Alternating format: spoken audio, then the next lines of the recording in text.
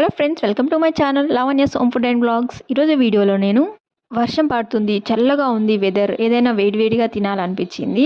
ఇంట్లో చూస్తే ఎగ్స్ అయితే చాలా ఉన్నాయి. శ్రావణ మాసం స్టార్ట్ అయిపోతుంది. ఎగ్స్ ఏం చేయాలని ఆలోచించి ఇలా ఎగ్ బజ్జీ అయితే చేసేసాను.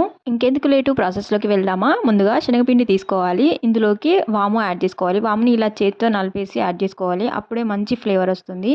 తర్వాత చిల్లీ పౌడర్, సాల్ట్, కొంచెం పసుపు యాడ్ చేసుకొని, కొంచెం ధనియా పౌడర్, బేకింగ్ సోడా కూడా యాడ్ చేసుకొని మంచిగా వాటర్ పోసుకొని మిక్స్ చేసుకోవాలి. చూడండి, పిండి కన్సిస్టెన్సీ అనేది ఇలా ఉండాలి. మరీ లూజ్గా చేసుకోకూడదు. వాటర్ ఎక్కువగా యాడ్ చేస్తే లూజ్ అయిపోతుంది. చూసుకొని యాడ్ చేసుకోవాలి. ఫింగర్ పెడితే ఇలా ఫింగర్కి పిండి అనేది అతుక్కోవాలి. అలా ఉండేటట్లు చూసుకోవాలి.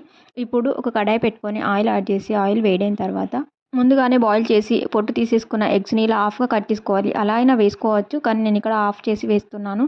పిండిలో ముంచేటప్పుడు ఈ ఎగ్ అనేది మొత్తం మునిగిపోయేటట్టు చూసుకోవాలి. ఎక్కడ ఎగ్ కనిపించకూడదు. కనిపించింది అనుకో, ఈ ఎగ్స్ అనేటివి పేలి మన పైన ఆయిల్ పడే ఛాన్స్ ఉంటుంది.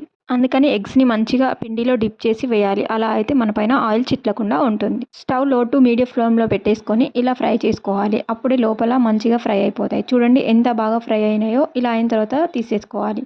టేస్ట్ అయితే చాలా బాగుంటుందండి. ఇలాంటి కూల్ వెదర్లో ఇలా హాట్గా తింటే చాలా బాగుంటుంది. మీకు కనుక ఈ వీడియో నచ్చితే ఒక లైక్ ఇవ్వండి ఫ్రెండ్స్. వీటికి ఆనియన్స్ వేసుకొని తింటే టేస్ట్ అయితే ఇంకా వేరే లెవెల్ ఉంటుంది. ఇక్కడ నేనైతే ఆనియన్స్ వేసుకొని ట్రై చేశానండి. చాలా బాగుంది టేస్ట్ కూడా. తప్పకుండా ట్రై చేయండి.